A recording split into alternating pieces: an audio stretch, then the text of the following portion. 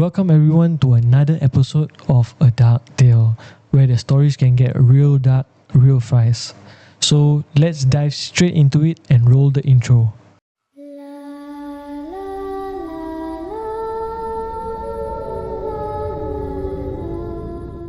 So thanks everyone for joining yet another episode of A Dark Tale. And time check, it is about 5 a.m. right now.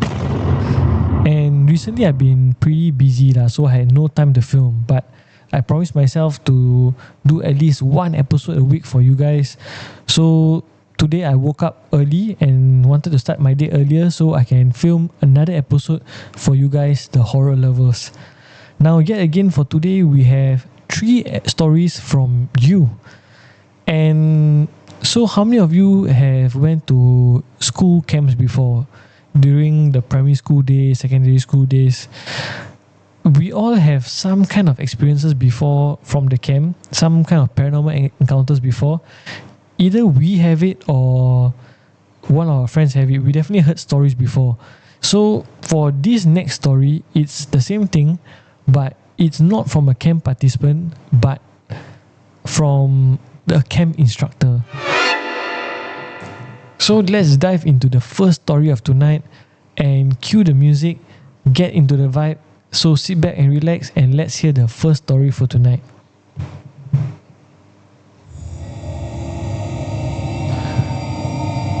Hi everyone, my name is Dira and I used to be a camp instructor here in Singapore. If you met me in real life, you know I'm a bit of a boyish character.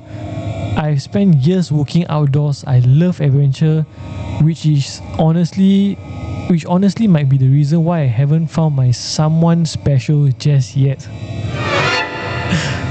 Maybe soon. He. But anyway, there's this one specific camp I took part in a while back. At this time, I thought it was just another standard camp. To cut the story short, the campsite was somewhere located on the west side of Singapore. So on the very first night, all of us instructors were still wide awake after the students went to sleep. Standard protocols for camps like this is that we take turns doing night patrolling around the site to make sure no kids are sneaking out . It was late and I needed to use the toilet. So after doing a quick look around the compound which was pitch black, I started walking towards the toilet. Suddenly in the distance, I caught sight of a girl running straight towards the toilet.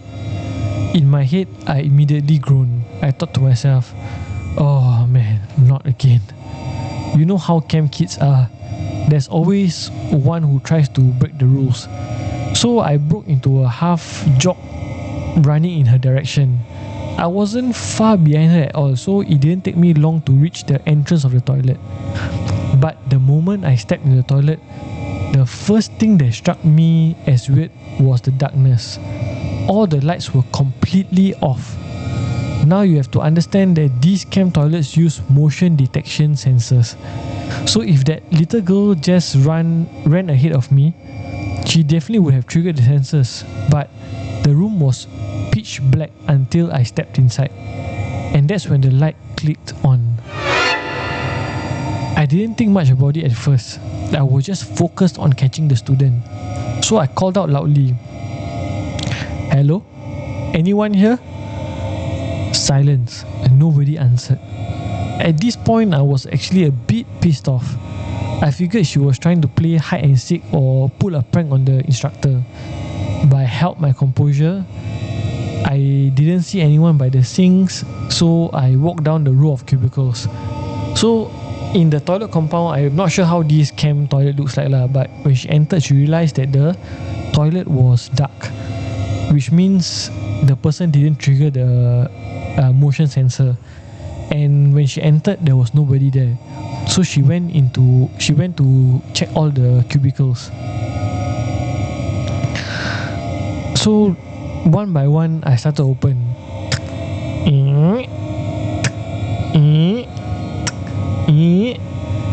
All one by one, empty, and empty.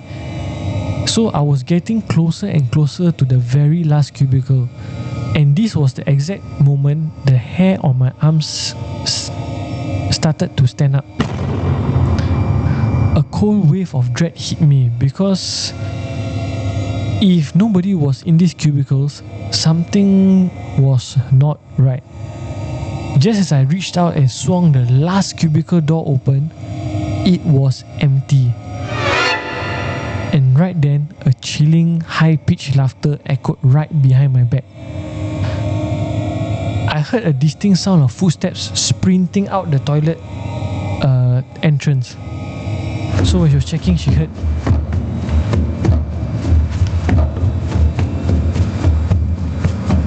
I spun around and bolted out of the restroom, expecting to catch the girl in the corridor. But when I burst outside, the area was completely empty. There was nobody. There was nowhere she could have run that fast. Now my fear turned into pure anger. I looked around the dark campsite and shouted loudly, "If you do not come out right now, there will be absolutely no activities for you tomorrow." So she said that out loud and realized still no response. Just as I was about to turn back and walk to the instructor bunk to get help, I saw something out of the corner of my eyes. A head peeking from behind a large tree nearby. So when she was looking around, she realized, just about when she was about to turn, she realized at the tree, a small girl head was peeking. So it was like, cha. The moment I took my first step towards it, the head suddenly shot back behind the trunk. The next thing I knew, I heard this loud rustling of leaves and cracking branches. So after the girl went back, she heard the sound of rustling leaves. I looked up.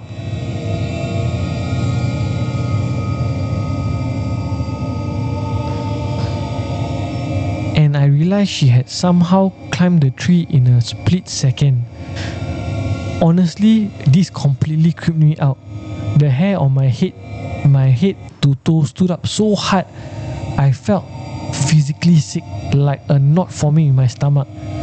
Because when I strained my eyes to look up into the dark branches, what I saw looked like a girl in a faded white dress, her legs technically dangling limply in the air. So the girl was sitting on a branch and then just like shaking the leg, like playful character. I swallowed my fear and shouted at her, "Look up! Come down right now!" Realizing I couldn't handle this alone, I turned back towards our instructor bunk to yell for the team. When I looked at the bunk window, my heart leapt. My entire team of instructors was already standing there at the glass. But they weren't moving. They were just standing completely still. Their face was pale white, staring directly in my direction. Puzzled by the expression, I frantically signaled them with my hands, gesturing for them to come outside and help me get the kid down. So when she saw everyone standing, she waved to them like, come help me. But all of them, as if they were reading each other's mind, slowly shook their head, all together in unison. They signaled back with their hands, pleading with me to come over to them instead. So when she waved to them and then asked them to come, they all just shake their head and tell them, "You come here instead." Anxious and confused, I walked away from the tree and hurried back to the bunk. I pushed the door open and demanded, "What's the matter with you guys? I need help ASAP. One of the students is stuck up in the tree outside." One of the senior instructors looked at me, trembling, and said, "Dira, I think you sit down first." Confused, I sat down on the edge of the bed, and that's when they told me what they had been witnessing. They told me they could hear me talking out loudly, completely alone, from inside the toilet. At first, only one instructor had peeked out the window to see what the noise was about. But eventually the behavior was so strange that everyone crowded around the glass to look. They said, "Dear, we watched you walk out the toilet, we watched you stand below that tree entirely alone, and you were talking to the air, looking into the empty branches. But from the room, we could see that there was absolutely nobody there." My heart dropped into my stomach. A cold sweat broke out my entire body. I slowly turned around and looked through the window, back at the tree.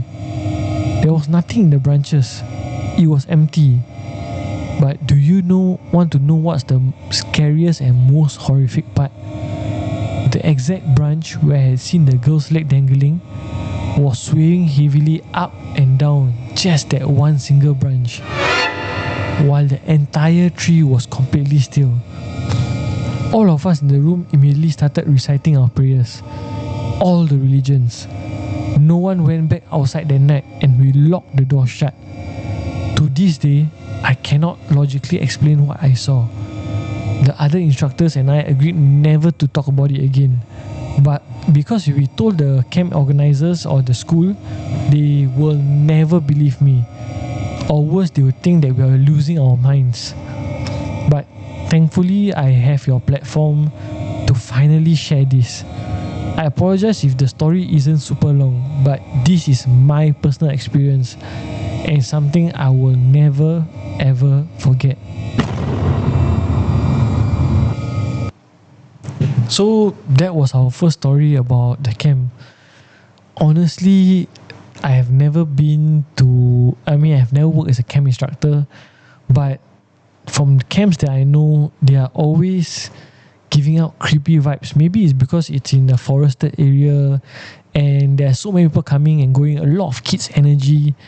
But to just imagine after seeing this kid and your friend tell you that there was nobody there and you were talking to just plain air, like in the tree. So anyway, sorry guys if I'm messing up a bit because I'm dead tired. But again, these stories coming at this time of night is making me more afraid to tell you guys the story. So, but if any of you guys have this kind of experience before, remember, go to my TikTok page, which is a dark tale, and DM me and I will accept your request, and then you can share your story with me. And again, I like to add a bit of conversations, maybe spice the story up a little bit so that when we bring the stories to everyone, they can feel like they are inside the story. So if you guys have any stories of your own, go down to TikTok, go to a dark tale, share your submission. It can be anything. It can be you can be a camp instructor, it can be disturbances in your workplace, your home, anywhere. We want to hear the ghost story because this kind of stories is something that you can never hear from everyone. But at this channel, we compile everyone's story and then we tell you their personal experiences. So moving on to our second story. If you guys are adventure or thrill seekers, I think you will love this story because this story happened in the infamous Spooner Road. So let's dive straight into the second story.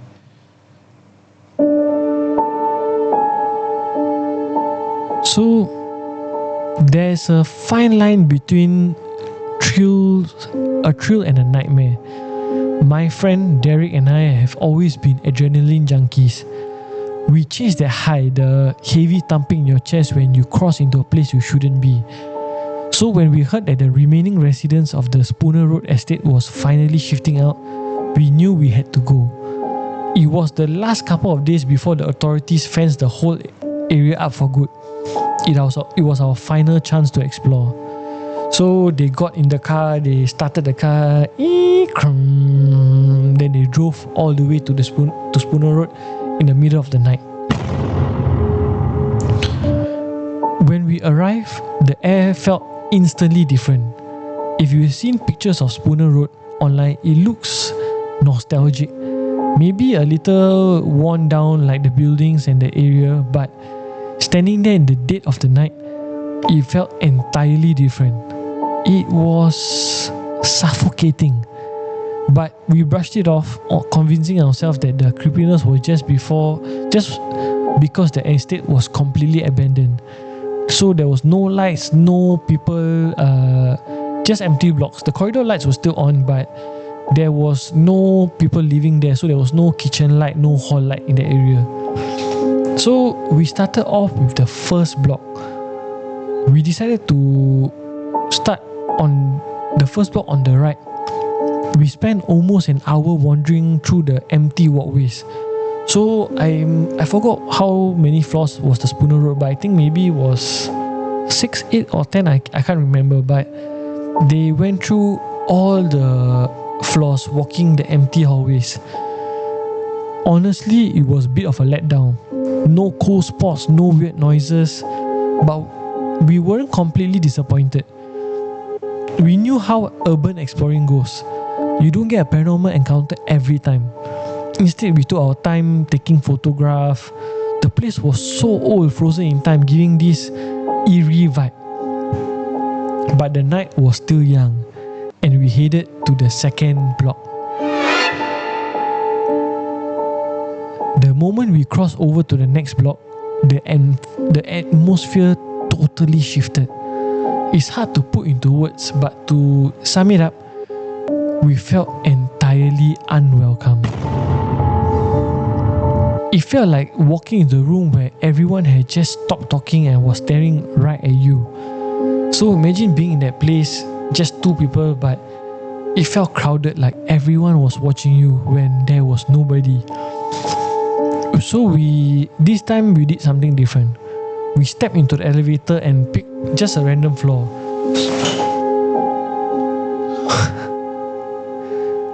Okay, let's continue on with the story. Something dropped, but yeah, let's continue with the story. So we stepped into the elevator and picked a random floor. So the Spooner Road elevator is super duper old. It's those that don't have the glass. So the door closed. That's how the elevator sounds like. Then the door opened. When the doors opened, both of us just gasped at the same time. The reason, the entire floor was pitch black. Not a single corridor light working. Thankfully, we had brought flashlights.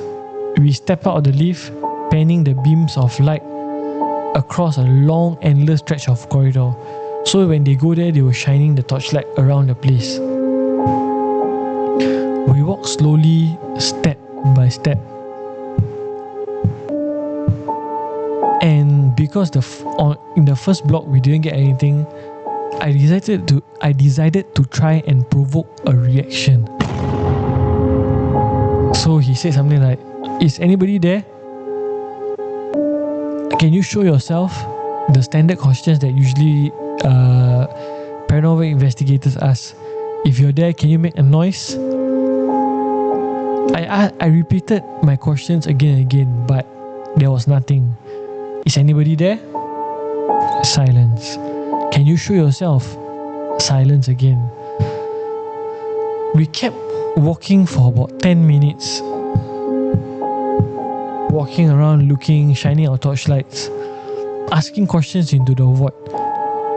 Suddenly, I froze. Right behind us, it took me completely off guard.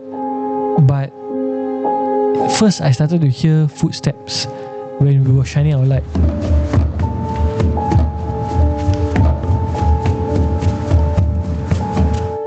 So when I heard the footsteps, I whipped around, shining my light back towards the lift lobby, but nobody was there. That was the moment my gut feeling took over. Every instinct in my body screamed at me to get out of there ASAP. I turned to Derek and signaled to him that, like, I'm done, let's go. I wasn't feeling comfortable anymore. But Derek, he was in the zone. He shook his head. He wanted to continue on. And that's when I messed up. To prove to him that we needed to leave, I turned and raised my flashlight, shining the beam all the way to the very end of the long corridor. So if you know how Spooner Road layout is, the block, it's a single very very long corridor. It's not those where it's like 4 units, 3 units, 4 units, 5 units or something like that. It's just a long corridor from the lift lobby. So he was shining a light, and when he shined all the way to the very end of the long corridor, my heart stopped. Lying flat on the ground at the end of the hallway was a figure. It was wrapped tightly in soiled white burial cloth. It looked like a pocong. I only looked for a few seconds before the horror forced me to jerk my light away. But those seconds etched into my head.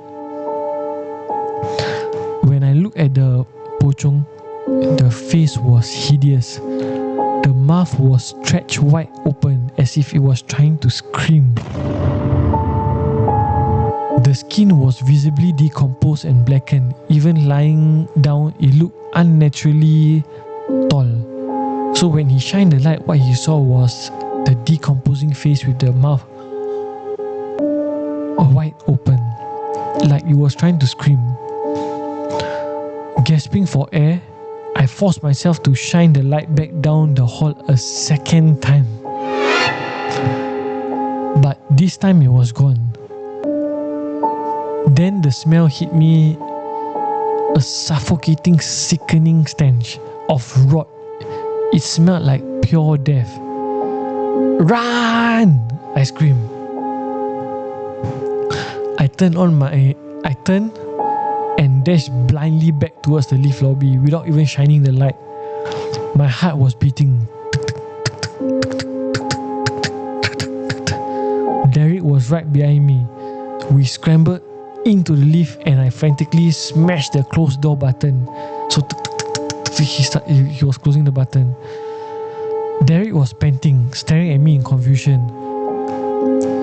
"Bro," so like Derek asked him, "Bro, what happened? What you saw?" I told him, "Let's get in the lift first. Let's just get out of here first ASAP." I choked out. Just as the metal doors began to slide shut, I glanced through the closing gap. Peeking out from around the corner of the wall was that pocong. It was significantly closer to us now, watching us.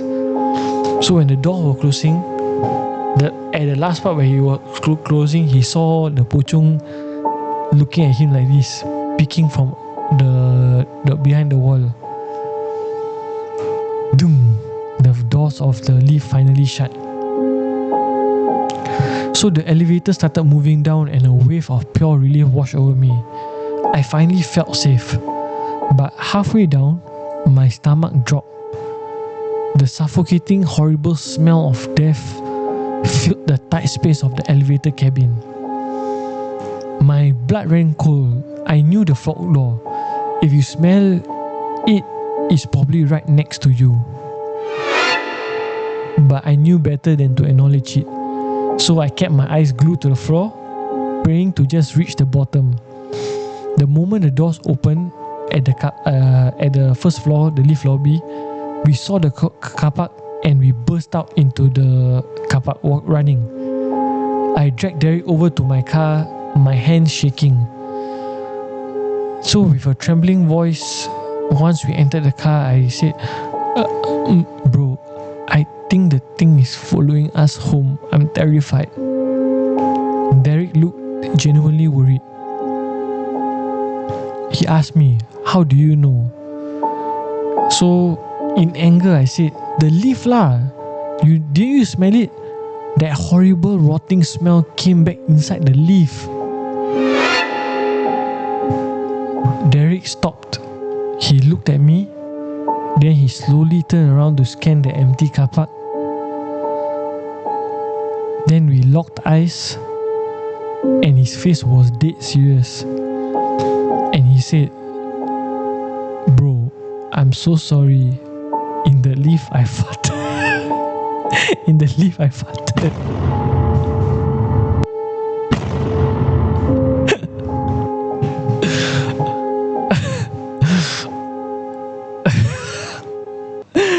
So sorry. He said, bro, I'm so sorry. In the lift, I farted. It smelled really bad, but I thought you didn't realize. I was so angry. Here I was risking a heart attack, and he was clearing his bowels. He started laughing and apologizing, and the sheer stupidity of this whole situation just broke the tension. So we drove away from Spooner Road and stopped at the nearby mama shop to calm our nerves over some food. That's when the laughter stopped. As we were eating, Derek looked across the table at me. His mood completely, no more playful mood. So what he said was like, hey, when you told me to run and I was running behind you, I didn't see what you saw, but I heard something. What did you see? He asked me. I told him that I was running and I didn't see anything behind. So I asked him back, what did you hear? He said, I heard this heavy, dragging, rolling sound right behind us. It was like something dragging and rolling, trying to catch up to us. But of course I didn't dare look. My blood ran cold all over again.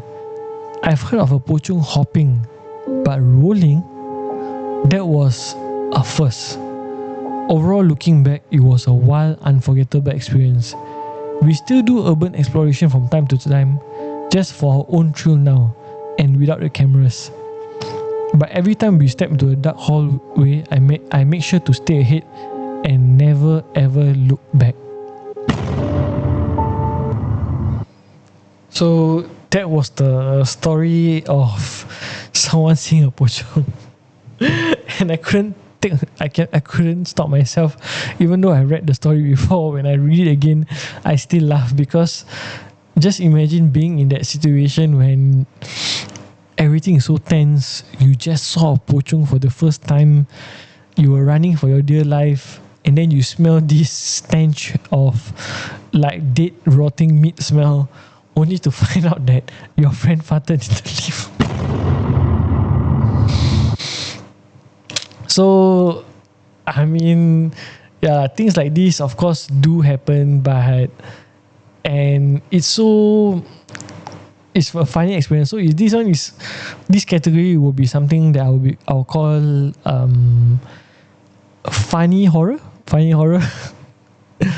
Yeah, so that was the first that I think this is the first horror story that is funny that I've read to the audience. So I hope you enjoyed that story lah, because I honestly did enjoy the creepiness and then the final like laughter. And I hope you guys enjoyed the story too. And any of you guys comment down below, where have you guys been to adventure? If you have, maybe last time, or maybe the places, a lot of places are already fenced up and torn down, but if you have been to those places, comment down below. I want to see, or have I missed out any places before? Because I personally do urban exploration last time, like 10 years ago I think, and I've been to many places, and maybe I've missed out some.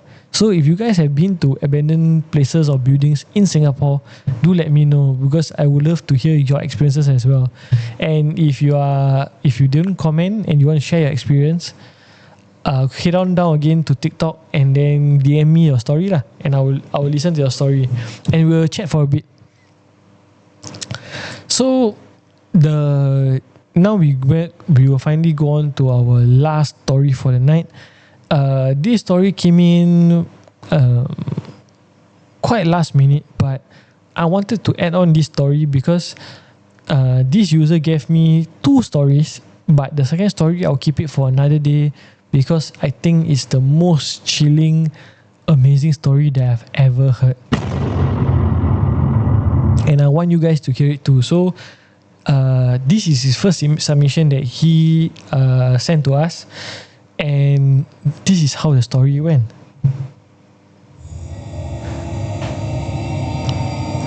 So you have told me to keep some of the things private, so I hope you guys understand. Our previous home, which was a bungalow at the eastern part of Singapore, never felt right. Even in daylight, there was a strange weight to the place. It was almost as if everything changed at sunset. It felt like the house came alive at night. Everything felt still in a way that didn't feel natural. Every corner of the house seemed slightly darker than it should be. Even when everything was switched on, it was something you could never quite put your finger on it. Just something you felt which was harder to explain. Everything was silent, but not at the same time. The quieter it got, the louder every noise got amplified. It was like, so being in a house where everything is quiet, it's pitch black, everything is quiet, and it felt like, even like a pin drop you could hear. But in the stillness of the night, you still hear creepy noises coming from around the house. There was faint creaks from empty places. Sometimes it felt like the house reacted before you move, as if you already knew. And then there were the nights my parents weren't home. My older sister was left to look after me and my brother. Both of us at that time was only around about 2 years old lah. And the maid usually slept elsewhere far from us. So since this is a bungalow, probably the house is a bit big, so the maid have their own place and then the family have their own place lah. So a bit about the living room area, it was set up for karaoke. The whole system, including the mic, we had the whole system, basically the mic, the players and everything, but it was usually untouched. So one day, again, it was just the three of us. But this time something happened that till today we have no explanation. While we were home, alone, all of a sudden the system we had that I have mentioned, I turned on by itself. There was no warning, no sound, and since we were all together, there was not one person that was near it. So there's only 4 people in the house, the 3 kids and 1 maid, and the maid was already asleep, so there was nobody near the system. First, the screen flickered awake. So,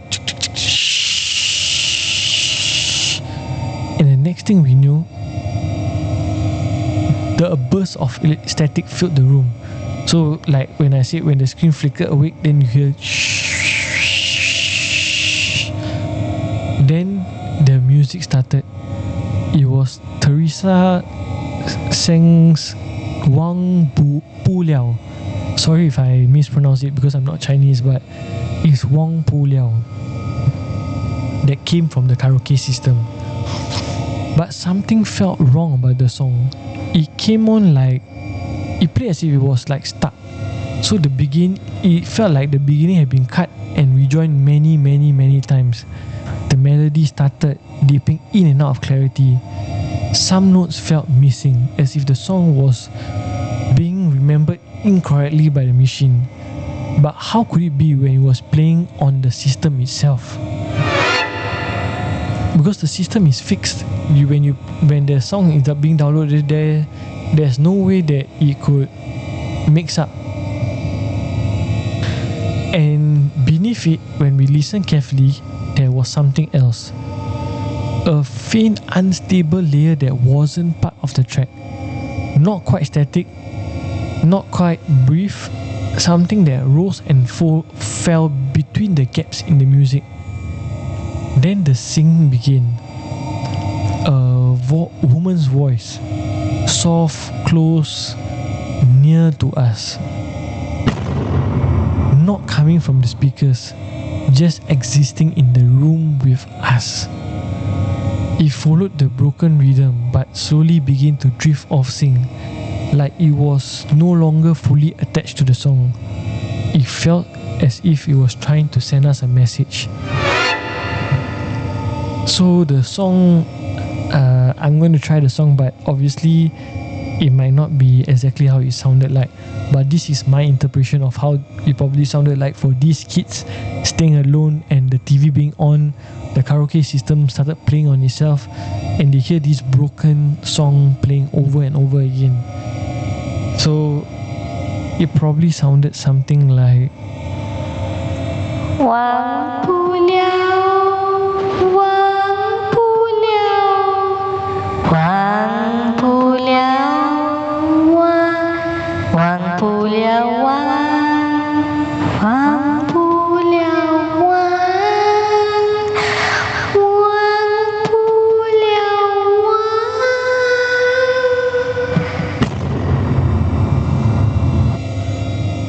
The phrase repeated again and again, but each time it felt slightly different, stretched, twisted, as if the words were being manipulated through something unseen. And then there was another part of the song where you went again like 忘不了，忘不了，忘不了你的。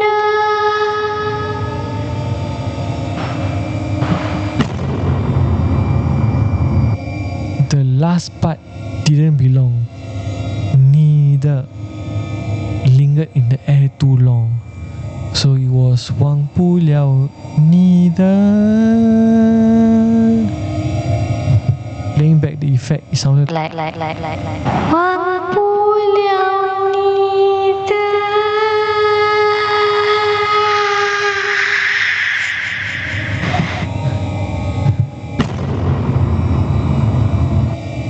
hanging, the word neither lingering in the air too long, hanging at the end of the line, like it had been spoken by someone standing just behind my sister's shoulder.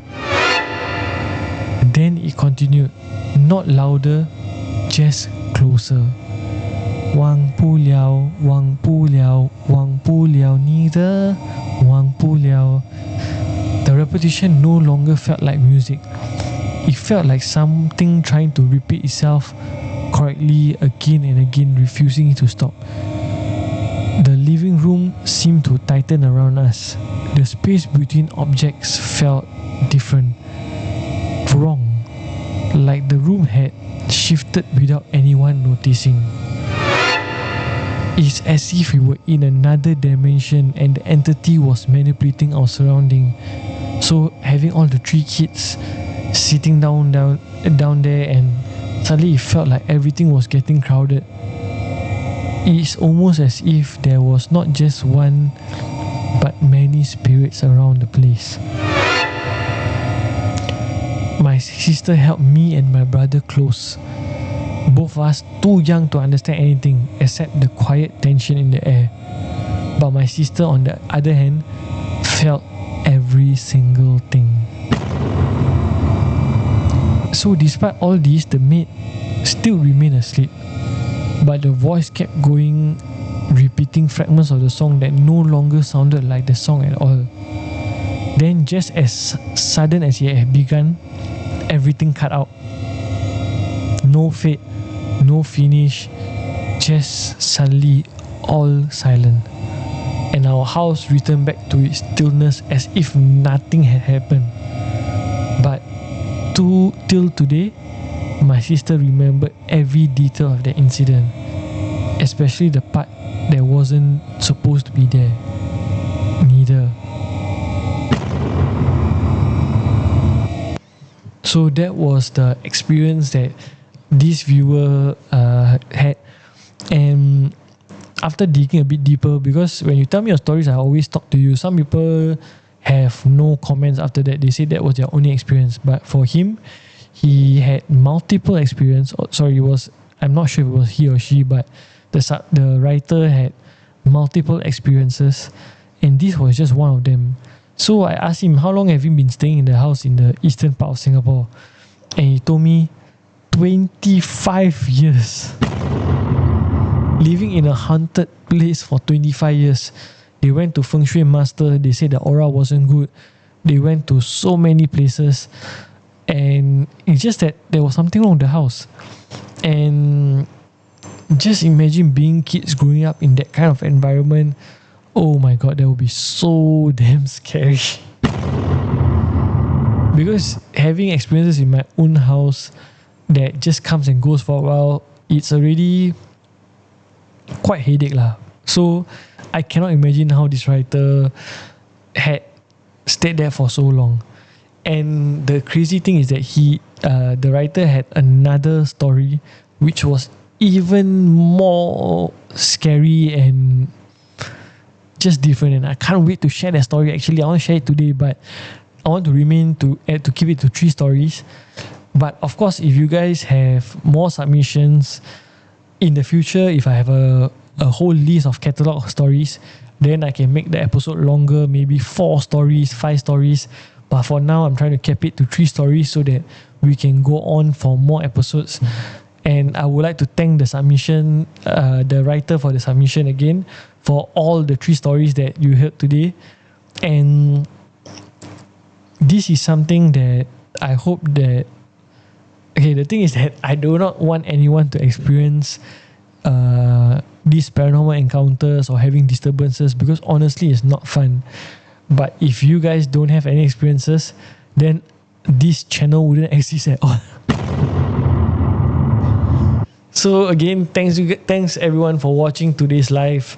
I really appreciate every single one of you that have shared this video with your friends and watch this video. Stay until the end of this video. So if you guys have stayed until the end of this video, thank you so much. You are the real ones that have supported me. Thanks for all the new subscribers that have come today. Not have been subscribing since the past video. I really appreciate every single one of you. If you guys haven't followed my TikTok page, go to TikTok and submit your stories there and give me a follow. But usually I don't post there. Once I get my setup correct, then I'll go live every week instead. So you can get the live and the recorded version will be on YouTube. We are on Spotify as well. So if you want to just hear the audio version while you're traveling, you all can head on to Spotify and download or listen to the story down there lah. So that's all we have for tonight. The 3 stories was amazing. Thanks guys for your submission. Keep this up and we have longer stories. So what I have, my main aim for this channel that I've created is to have this community where you are comfortable enough to share your ghost stories, and I can, for horror lovers like myself, we have stories to share with people and be together in this community hearing all these stories. And that's what I love. So for now, I don't need any monetization, any money, but of course if you guys want to donate generously, please do support the channel, because every amount will definitely go to equipment where we can up to the next level. Because I would love to get a new camera, a new system where we can stream live on multiple platforms. So thanks again for everyone who has been watching this channel. Hope you guys love the stories for today. And it's going to be, I think, almost 6 o'clock. It's already past 6 a.m. So it's time for me to start my day. Hope you guys love the videos again, and I will join you in the next video next week. So peace out.